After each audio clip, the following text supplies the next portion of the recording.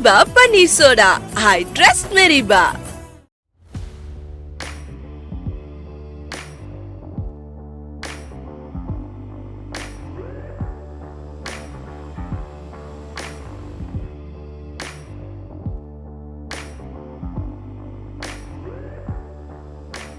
Hi hi சொல்லுங்க.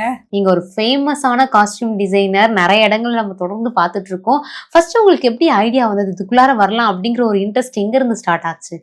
இது fashion, அப்புறம் அந்த கோல்லாம் சொல்லுவாங்கல்ல, யூஸ்வலா எல்லா லேடிஸ்க்கும் ஒரு இது இருக்கும், நம்ம இந்த ஜாப் தான் பண்ணணும் அப்படின்ற. இது வந்து ஸ்டார்ட் பண்ணதே வந்து பை ஆக்சிடென்ட் தான். ஸோ எனக்கு டிசைன் பண்ணிக்கிறதுக்காக தான் நான் படித்தேன். நான் ரொம்ப ஒல்லியா இருப்பேன், ஃபேஷன் ட்ரெஸ் எதுவுமே என்னால் போடவே முடியாது. ரொம்ப எப்படி சொல்கிறது, அப்போல்லாம் வந்து ஒரு 20 இயர்ஸ்க்கு முன்னாடியெல்லாம் ஃபேஷனில் டிசைனாக சல்வார் ஸ்டிச் பண்ணி போட்டுட்டு இருப்பாங்க. காலேஜில் நம்ம அப்படி தானே போட்டு போவோம். எனக்கு மட்டும் ரெடிமேட்ஸாக எடுப்பாங்க எங்கள் வீட்டில். அது எப்படி பார்த்தீங்கன்னா, இந்த தலகாணி உரக்குள்ளே வந்து ஒரு பர்சனை போட்டால் எப்படி இருக்கும் அந்த மாதிரி இருப்பேன் நான். ஸோ அதனால என்ன ஆச்சுன்னா, நம்மளே டிசைன் பண்ணிக்கலாம். நான் என்னன்னா, நம்ம அந்த ட்ரெஸ்ஸை வந்து எதாவது கேட்டோம்னா இல்லை ஃபர்ஸ்ட் நம்மள டவுன் பண்ணி விட்டுருவாங்க. என்ன பண்ணுவாங்க அப்படின்னா, நீ ரொம்ப ஒல்லியா இருக்க, குண்டா தெரியுற மாதிரி ட்ரெஸ் போட்டாதான் நல்லா இருக்கும் அப்படின்னு. ஸோ அப்போ வந்து யோசிச்சதுதான், அப்போ நம்ம டிசைன் பண்ணிக்கலாம், இவங்க கிட்ட நம்ம ஏன் கேட்கணும்னு சொல்லி அப்படி ஸ்டார்ட் பண்ணி, அதுக்கப்புறம் பை ஆக்சிடென்ட்டா இதுக்குள்ள குதிச்சு இப்போ இங்க வந்து உட்காந்துக்கிட்டு இருக்கேன். நீங்க நிறைய காஸ்டியூம்லாம் டிசைன் பண்ணிருக்கீங்க, அதை பத்தி கொஞ்சம் பேசலாமா? ஓகே, அப்போ நம்ம என்ன பண்ணலாம்னா, அதை பார்த்துட்டே நம்ம பேசலாம், சரிங்களா? எவ்வளோ காஸ்டியூம்ஸ் இருக்கு, எல்லாமே நல்லா இருக்கு. ஸோ இது பற்றி என்னன்னா, இப்போ யூஸ்வலாக பார்த்தீங்கன்னா இது எல்லாமே கிளைண்ட்ஸ்க்காக பண்ணது. அந்த எங்களோட டிசைனிங் ஸ்டுடியோக்காகவும் நாங்கள் சில அதெல்லாம் கலெக்ஷன்ஸ் ரெடி பண்ணுவோம். ஸோ எவ்ரி மந்த் ஒரு 2-3 கார்மெண்ட் வந்து புதுசாக ரெடி பண்ணணும்னு பார்ப்போம். அண்ட் அதே மாதிரி நியூ இதுவாக கொடுப்பாங்க. இப்போ கிளைண்ட்ஸ் வந்து ஒரு டிசைன் கொடுக்குறாங்கன்னா, சப்போஸ் எங்ககிட்ட அந்த டிசைன் இல்லைன்னா, எடுத்தடுப்புலேயே அந்த டிசைனை வந்து கிளைண்ட்டோட ஃபேப்ரிக்லேயோ இல்லை நாங்கள் சோர்ஸ் பண்ணுற ஃபேப்ரிக்லேயோ ரெடி பண்ண மாட்டோம். இப்போ அந்த மாதிரி டைம்ல நிறைய டிசைன்ஸ் வந்து புதுசா எங்களுக்கு கிரியேட் பண்ணிட்டு அப்படியே பண்ணிடுவோம். ஸோ அப்படி பண்ணதுதான் இது வந்து sex pattern. Mostly sex pattern வந்து நிறைய பேருக்கு பிடிக்காது. அப்போ அந்த கவுனா அதை கன்வெர்ட் பண்ணும்போது என்ன லுக் இருக்குங்கிறதுனால பண்ணது. இது வந்து ஒரு விஐபி கிளைண்ட்ஸ்க்காக பண்ண டிசைன். இது ஃபுல்லாவுமே வந்து நீங்க பாத்தீங்கன்னா தெரியும், பீட்ஸ் ஒர்க்கில் பண்ணியிருப்போம். ஸோ எல்லாமே ஹேண்ட் ஒர்க்கு, பீட்ஸில் பேட்ச் ஒர்க் பண்ணிவிட்டு இது ரெடி பண்ணது. இது ஒரு பர்த்டேக்காக பண்ணது, பட்டு வெயிட்டிங்கில் இருக்குது. இது இன்னும் டெலிவரி பண்ணல, இனிமேல் தான் கிளைண்ட்டுக்கு வந்து டெலிவரி பண்ணணும். இது ஒன்று. அண்டு இது எல்லாமே வந்து சாரீ கவுன்ஸு. ஸோ ஒருத்தவங்க வந்து என்ன பண்ணியிருக்காங்க, சாரீ வாங்கியிருக்காங்க ஆன்லைனில். அவங்களுக்கு என்ன ஆச்சு அப்படின்னா, இது ரொம்ப குத்த ஆரம்பிச்சிருச்சு இதோட ஜரி. ஸோ யூஸ்வலாக நம்ம ஒன் ஃப்ளீட்லேயோ இல்லை ப்ளீட்டட் வச்சோ நம்ம ஒரு கவுன்ஸ் பண்ணுறோன்னு வச்சுக்கோங்களேன், லைனிங் கொடுத்துருவோம். பட் சாரியாக கட்டும்போது ஃபுல் அண்ட் ஃபுல் பார்த்தீங்கன்னா பாடியில் குத்த ஆரம்பிச்சிடும். என்ன பண்ணுறதுன்னு தெரியாமல் ஸோ ஒரு 4 சாரீ அனுப்பி விட்டுருந்தாங்க, அதில் பண்ணது தான். இது வந்து ரொம்ப டிரான்ஸ்பரண்ட்டாக இருக்குன்னு சொல்லிட்டு பண்ணிட்டாங்க. பட் நாங்கள் இந்த ப்ளவுஸ் ஃபேப்ரிக்கை எடுத்து யோகா கொடுத்துட்டு பேலன்ஸ் இருக்கிறது அந்த சாரியை வந்து அப்படியே கவுனாக கன்வெர்ட் பண்ணிட்டோம். ஸோ இது ஒன்று. சேம் ஆஸ் இட் இஸ் இதுவும், இந்த ஆலிவ் க்ரீனும் வந்து அதே ஃபார்மேட் தான். ரொம்ப குத்துதுன்னு சொல்லி சாரியாக, அதாவது பார்க்குறப்ப அழகாக இருந்தது, எடுத்துட்டாங்க. பட் வேர் பண்ணுறப்போ ரொம்ப குத்துதுன்னு சொல்லி இது அப்படியே இருக்குது, வேஸ்ட்டாக இருக்குது, என்ன பண்ணுறதுன்னு தெரியலன்னு சொல்லி அதை கவுன் ஃபார்மேட்டில் கன்வெர்ட் பண்ணிட்டாங்க. ஒரு அனார்கலி பேட்டர்னில் பண்ணது. சேம் ஆஸ் இட் இஸ் இது வந்து பண்ணது வந்து மெயினாக இது வந்து ஒயிட்டு. அண்டு ஃபோட்டோவில் வந்து ஆன்லைனில் பார்க்குறப்ப சூப்பராக இருக்குன்னு சொல்லிட்டு ஆர்டர் போட்டுட்டு தென் என்ன பண்ணுறதுன்னு தெரியல. ஏன்னா ரொம்ப டிரான்ஸ்பரண்ட்டாக இருந்தது. இங்கே பார்த்தீங்கனாலே தெரியும், என்னோட கை அப்படியே தெரியும், ரொம்ப டிரான்ஸ்பரண்ட்டாக இருந்தது. யூஸ்வலாக நம்ம ரொம்ப டிரான்ஸ்பரண்ட்டாக இருக்கிறத வந்து கட்டவே மாட்டாங்க சில பேர். இது எல்லாமே சாரி கவுன்ஸ்ல நம்ம பண்ணதுதான். அண்ட் அதே மாதிரி இது பார்த்தீங்கன்னா உங்களுக்கு தெரிஞ்சிருக்கும், ஒரு ஷோல வந்து போட்டிருப்பாங்க, அவங்களுக்காக இந்த டிசைன் பண்ணது. ஸோ இது வந்து பார்த்துருப்பீங்க, நம்ம பிக் பாஸ் முத்துக்குமரனுக்காக ரெடி பண்ண காஸ்டியூம். இது அவர் ஒரு ஈவெண்ட்டுக்காக பண்ணது. அவர் வேற ஒரு பிக் பாஸ்ல வந்தார்ல முத்துக்குமரன், அவருக்காக பண்ணது. ஸோ நம்ம பிக் பாஸும் நிறைய காஸ்டியூம்ஸ் பண்ணியிருக்கோம். இப்போ இந்த பாஸ்ட் ஒரு 4-5 சீசன்ஸ்க்கு பண்ணியிருக்கோம். ரீசெண்டாக நான் வினோத்க்கு பண்ணியிருந்தேன். அண்ட் அதுக்கு முன்னாடி சீசன்லாம் விஷால், அப்புறம் இவங்க வர்ஷினி, அவங்களுக்குலாம் பண்ணியிருந்தேன். லாஸ்ட் சீசன் நிறைய பேர் போயிருந்தேன். இந்த சீசன் வந்து நான் கொஞ்சம் பண்ணலை, ஏன்னா எனக்கு வேற ஒரு ஷெட்யூல் இருந்ததுனால பண்ணல. ஸோ மோஸ்ட்லி வந்து ட்ரெடிஷ்னல் வேறு க்ரூம்க்கும் நம்ம பண்ணுறோம். யூஸ்வலாக உமன்ஸ்க்கு என்ன மாதிரியான இம்பார்ட்டன்ஸ் கொடுக்குறோமோ அதே மாதிரி மென்ஸோட ஃபேஷனும் நம்ம அதிகப்படியாக பண்ணுறோம். ஈவன் நிறைய ஷோஸ்க்கு வந்து மென்ஸ்க்கு தான் பண்ணுறேன். படித்தது என்னவோ உமன்ஸ் ஃபேஷன் தான், பட் பண்ணுறது பார்த்தீங்கன்னா மென்ஸ் ஃபேஷன் தான். நம்ம அதிகமாக ஸ்டைலிங் அண்ட் டிசைனிங் பண்ணிகிட்ருக்கோம் இப்போ ரீசன்ட் டேஸை. இப்ப இந்த ஸ்டோரி டெல்லிங் அப்படிங்கிற ஒரு விஷயம் வந்து கதை சொல்றது அப்படிங்கிறது வந்து பெரியவங்க காலத்துல இருந்து இப்போ வரைக்குமே இருந்துட்டு இருக்கு. எனக்கு எங்க அம்மா அப்பா சொல்லியிருக்காங்க, தாத்தா பாட்டி சொல்லியிருக்காங்க, இப்படி நிறைய விஷயங்கள் இருக்கு. இந்த ஸ்டோரி டெல்லிங்க உங்களுடைய டிசைனிங்ல நீங்க எப்படி வந்து யூஸ் பண்றீங்க? நீங்க ஸ்டோரி டெல்லிங் சொல்றீங்க, நாங்க அதை தீம்னு சொல்லிடுவோம். இப்போ யூஸ்வலா வந்து எல்லா டிசைன்ஸ்க்கும் பிஹைண்ட் பாத்தீங்கன்னா ஒரு ஸ்டோரி இருக்கும். அது எமோஷன்ஸா இருக்கும், இல்லை சென்டிமெண்ட்ஸான விஷயமா இருக்கும், லவ் இருக்கும். கட்டாயத்தோட பேர்ல கூட காஸ்டியூம்ஸ் பண்ணுவாங்க. ஏன்னா ஒரு ப்ரோக்ராம்காக கண்டிப்பா அதை பண்ணி தான் ஆகணும்னு சொல்லிட்டு. பட் எல்லாருமே வந்து ஒரு ஃபுல் அண்ட் ஃபுல் ஒரு தீம் பேஸ் பண்ணி தான் வராங்க. முன்னாடிலாம் நம்ம என்ன பண்ணுவோம் அப்படின்னா, டைரக்டா போய் ஒரு டெய்லர் கிட்ட கொடுத்து இந்த ட்ரெஸ்ஸை ஸ்டிச் பண்ணி கொடுத்துருங்க. ஃபோட்டோஸ்லாம் கூட கிடையாது. நம்ம என்ன சொல்லுவோம், இப்படி வைக்கணும் அப்படி வைக்கணும்ட்டு ஏதோ ஒன்று வாயில சொல்லிட்டு வந்துருவோம். ஆனால் அவங்க ரெடி பண்ணி கொடுத்துருவாங்க. பட் சூப்பராகவே அது வரும். முன்னாடி நான் சொல்றது ஒரு 20 இயர்ஸ்க்கு முன்னாடி. ஆனால் இப்போ நீங்கள் அப்படிலாம் பார்க்க முடியாது. இப்போ நீங்கள் ஒரு டிசைன் எடுத்துக்கிட்டீங்கன்னா அதில் A to Z இருக்கும். கலர் அது அப்ளை ஆகிருக்கும், மெட்டீரியல் ஆகிருக்கும். அதுக்கப்புறம் வந்து நீங்கள் என்ன அக்கேஷனுக்கு போடுறீங்களோ அதை பேஸ் பண்ணி. இப்போ நீங்கள் ரீசெண்ட் டேஸ்ல கேள்விப்பட்டிருப்பீங்க பர்த்டே காம்போஸ். பர்த்டே காம்போனாலே ஒரு தீம் வந்து கோகம்பலன் தீம், ஸ்பைடர்மேன் தீம். என் குழந்தைக்கு வந்து சிங்கமும் பிடிக்கும், அப்போ சிம்பா தீம் எடுத்துப்பாங்க. டைகர் பிடிச்சா டைகர் தீம் எடுத்துப்பாங்க. கார்ட்டூன் கேரக்டர்ஸ் எல்லாமே வந்து குழந்தையோட ஃபர்ஸ்ட் பர்த்டேல நிறைய இருக்கும்.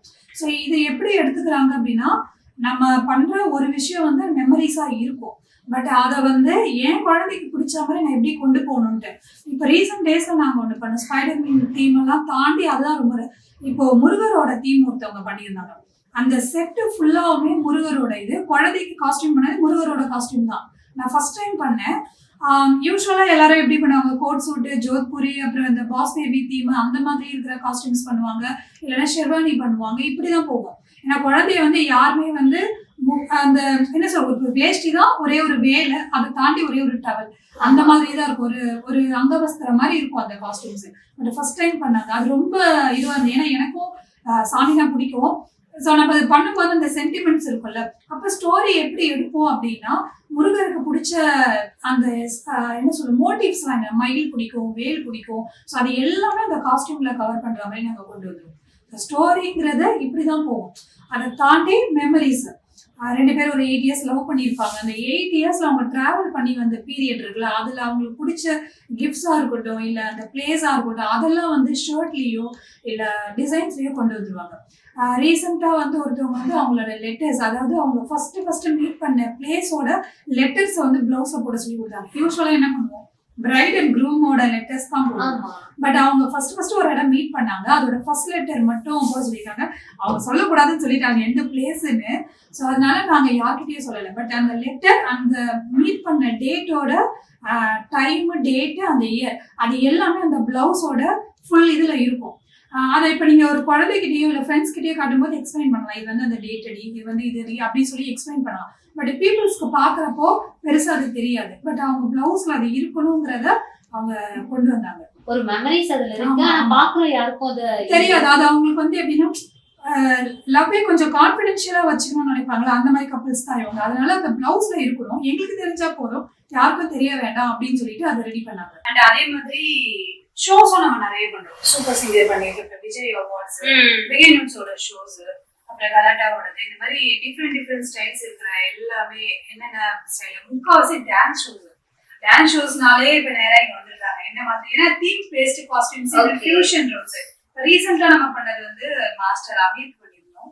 அதே மாதிரி தீபா, ஆலியா மனசா, இப்ப இவங்களுக்குலாம் நம்ம வந்து ஷோஸ்க்காக பண்ணது, டான்ஸ் ஷோஸ்க்காக பண்ணது. இப்ப பொட்டிக் அப்படின்னு எடுத்துக்கிட்டோம்னா பாக்குற இடம் ஃபுல்லா நிறைய பொட்டிக்ஸ்லாம் இருக்கு. சோ இப்படி இருக்கக்கூடிய இந்த சூழ்நிலையில நீங்க எப்படி உங்களுடைய ஒர்க்கை தக்க வச்சுக்கிறீங்க? இப்ப என்னன்னா, நிறைய பொட்டிக் ஸ்டார்ட் பண்ணாலுமே உங்களோட யூனிக்னஸ் இருக்கும்ல, நீங்க எப்படி ஃபிட்டிங்ஸ் வந்து பெர்ஃபெக்ட்டா கொடுக்குறீங்க, and style and budget.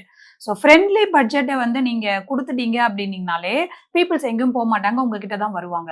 And அதே மாதிரி டைம்லி டெலிவரி. ஸோ இதெல்லாம் இருக்குது. இதெல்லாம் பேஸ் பண்ணி தான் ஒரு பொட்டிக்கை வந்து நம்ம காண்டாக்ட் பண்ணுறோமே. ஸோ அதை பொறுத்த வரைக்கும் மேபி பார்த்தா ஃப்ரெண்ட்லி பட்ஜெட்டை நாங்கள் நிறையவே கொடுத்துட்ருக்கோம்.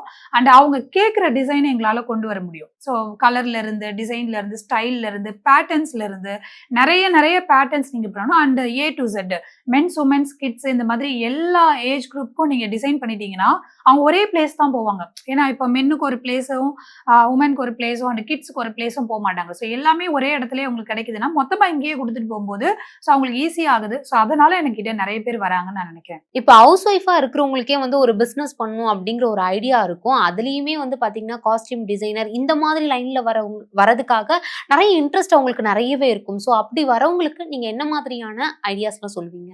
டைம் தான். யூஸ்வலா வந்து இப்போ ஹவுஸ் ஒய்ஃபா இருக்கிறாங்க, வீட்டுல இருக்காங்கன்னா கண்டிப்பா அவங்க வந்து நிறைய வேலை இருக்கும். நம்ம நினைக்கிறோம் ஹவுஸ் ஒய்ஃப்னா என்ன மத்த டைம்ல ஃப்ரீயா தானே இருப்பாங்க, அப்படி இல்லை. இப்போ அவங்களால டைம் மேனேஜ்மெண்ட் பண்ண முடியுது அப்படின்னா ஒரு 10 o'clock உள்ள எல்லாத்தையும் முடிச்சிருவாங்க. ஸோ 10 o'clock மேல யாருமே இருக்க மாட்டாங்க. என் ஹஸ்பண்ட் வேலைக்கு போயிடுவாரு, குழந்தைங்களை நான் ஸ்கூலுக்கு அனுப்பிடுவேன். அந்த 10 to 3 வந்து நான் ஃப்ரீயா இருக்கேன். அந்த டைம்ல ஒரு பிசினஸ் பண்ணா எனக்கு நல்லா இருக்கும்னா தாராளமா நீங்க ஃபேஷன் சூஸ் பண்ணலாம். நீங்க வெறும் ரெடிமேட் கார்மெண்ட்ஸ் கூட சேல் பண்ணிக்கலாம். நீங்க அதுக்கு பண்ணணும் என்னன்னா ஸ்டெப்ஸ் தான். நீங்க பண்ற ஒரு பிளானிங் தான். அது 4 o'clock அப்புறம் குழந்தைங்க வந்துட்டாங்கன்னா கண்டிப்பா இந்த பிசினஸ்ல உட்கார முடியாது. ஏன்னா நமக்கு எப்படி இருக்கும் நம்ம மைண்டு, ஒரு ஆர்டர் வரும்போது அதை எப்படியாவது பிளேஸ் பண்ணி நம்ம அந்த ஆர்டர் பிளேஸ் பண்ணணுங்கிற ஒரு மைண்ட் செட்ல தான் இருக்கும். ஸோ குழந்தையோ இல்லை இன்லாஸோ இல்லை ரிலேட்டிவ்ஸோ யாராவது வரும்போது அந்த டைம் நம்ம கவனிக்க மாட்டோம். நம்மளோட எண்ணம் பூரா எதுல இருக்கும்னா இந்த ஆர்டர்ல இருக்கும். ஸோ அப்ப என்ன ஆகுதுன்னா கிளாஷஸ் ஆகும். நம்மளால ஃபேமிலியும் பேலன்ஸ் பண்ண முடியாது, பிசினஸையும் பேலன்ஸ் பண்ண முடியாது. அப்ப அந்த டைம்ல என்ன பண்ணலாம்னா இந்த டைம் பீரியட்குள்ள நான் என்னோட பிசினஸை பாக்குறேன் அப்படிங்கிற ஒரு டார்கெட் நம்ம வச்சுக்கலாம். ஸோ இதை தாண்டி நம்ம போகக்கூடாது. 4 மணிக்கு மேலே நீ என்ன ஆனாலும் சரி நான் போன் எடுக்க மாட்டேன், பட் இதுதான் என்னோட டைம். அதுல நீங்க வந்து ஒரு நாளைக்கு ஒரு ஆர்டர் கூட ஃபாலோ பண்ணிக்கலாம். அப்புறம் இந்த ரெண்டல் கார்மெண்ட்ஸ், நீங்க அதுக்கு வந்து டிசைனரா இருக்கணும் இல்ல ஃபேஷன் படிச்சிருக்கணும்னா அவசியம்லாம் இல்லை. ஜஸ்ட் நீங்க வந்து ஒரு ரீட்டைல் ஷாப்ல இருந்து வாங்க போறீங்க, அதை ஒரு 5-6 போட்டோஸ் எடுத்து இன்ஸ்டாகிராம்ல போஸ்ட் பண்ணாலே போதும். இப்ப ரெண்டல்ஸ் வந்து அதிகமா போகுது. ஸோ ரெண்டல் கார்மெண்ட்ஸ் மட்டும் இல்லை, ஜுவல்லரி, அக்சசரிஸ், அந்த மாதிரி நிறைய இருக்கு. ஸோ நீங்க அந்த மாதிரி வந்து நீங்க வந்து பண்ணலாம். ஸோ இது எதுக்குமே வந்து உங்களுக்கு டைம் தேவைப்படாது. நீங்க வாட்ஸ்அப்ல வந்துச்சுன்னா நீங்க பார்த்துட்டு அதை ரிப்ளை கொடுக்க போறீங்க, ஆட்டோமேட்டிக்கா அது வந்து இது பண்ணிடும்.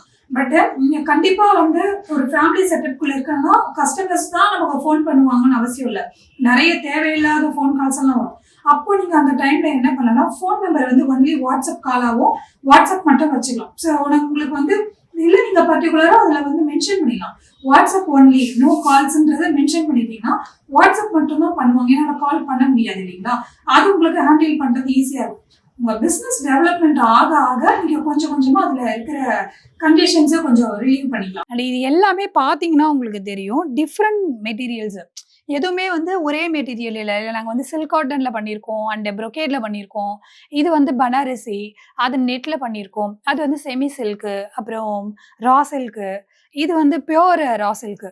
ஸோ எந்த விதமான இது எல்லாமே ஆமா மெட்டீரியல் டிஃப்ரென்ஸ் இருக்கும். ஸோ ஒருத்தவங்களுக்கு இருக்கும்ல, சில பேருக்கு செமி சில்க் பிடிக்கும், சில பேருக்கு சில்க் காட்டன் பிடிக்கும், சில பேருக்கு சில்க் பிடிக்கும். ஸோ எந்த ஸ்டைலில் ப்ளவுஸ் போட்டால் அதோட லுக் எப்படி இருக்குங்கிறதுக்காகவும் நாங்கள் இதை ரெஃபரன்ஸாக வச்சுருக்கோம். இது வெல்வெட்டில் பண்ணது. இது இப்போ தான் ரீசெண்டாக ஒரு சாரீ அட்வர்டைஸ்மெண்ட்டுக்காக பண்ண ப்ளவுஸ் இது. இது ஃபுல் ஸ்லீவு.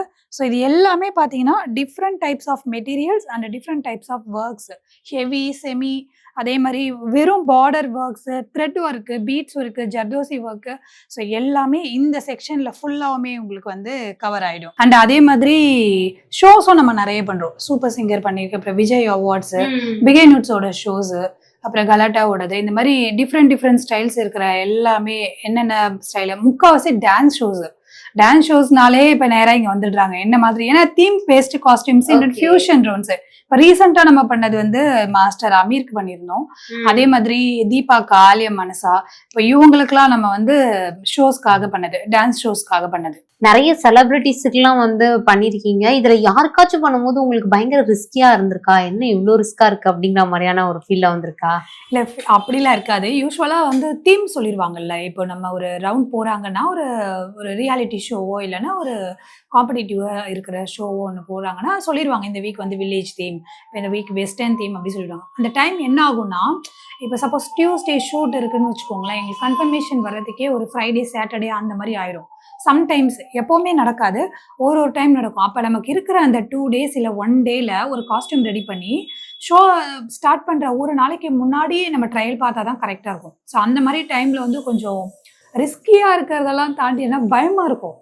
ஏன்னா நம்ம வந்து அங்கே கமிட் பண்ணியிருப்போம், இந்த டைம்குள்ளே இதை முடிக்கணும் அப்படிங்கிற ஒரு மைண்ட் செட் இருக்கும். ஆனால் மெட்டீரியல் கிடைக்காது. அன்னைக்கு பார்த்து கரண்ட் போயிருக்கும். என்னோட எம்ப்ளாயி யாராவது லீவ் போட்டிருப்பாங்க, டெய்லர்ஸ் வர மாட்டாங்க. அப்போது ஒரு கார்மெண்ட் ரெடி பண்ணுறதேன்றதே டீம் ஒர்க் தான். இந்த டீம்ல ஏதாவது கொலாப்ஸ் ஆகும். அந்த மாதிரி நிறைய நடந்திருக்கு. ஈவன் எல்லா டிசைனர்ஸும் அதை ஒரு ஃபேஸ் பண்ணியிருப்போம்.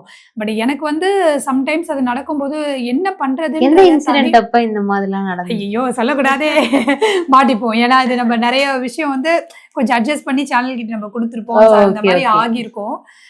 அதே மாதிரி நாளைக்கு ஷூட்னா இன்னைக்கு நைட் அதை முடிச்சு கொடுப்போம். அந்த மாதிரிலாம் இருக்கும். யூஸ்வலாகவே அப்படிதான் நடக்கும்.